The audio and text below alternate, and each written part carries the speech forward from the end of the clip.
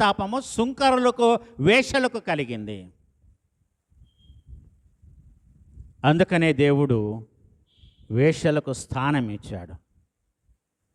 వాళ్ళు కొన్ని తరాలుగా వృత్తిలోనే ఉంటున్నారు కాబట్టి నాగరికత లేకపోవడము, సమాజము వారిని అంగీకరించకపోవడము.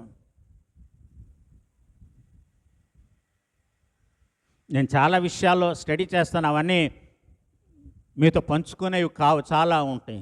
ఇవన్నీ ఏంటంటే స్టడీ చేయాలి, అక్వైర్ నాలెడ్జ్, జ్ఞానాన్ని సంపాదించుకోవాలి. ఒక స్టేజ్ వస్తుందండి, చదవలేనటువంటి స్టేజ్ వస్తుంది. అప్పుడు చదవాలని ఆశ ఉండిన ఏకాగ్రత ఉండదు, కంటి చూపు ఉండదు. కాబట్టి కంటి చూపు బాగా ఉండగానే, సమయం ఉండగానే చదవాలి. That is the way how you acquire knowledge. అది మనల్ని నడిపిస్తుంది మంచి మార్గంలోని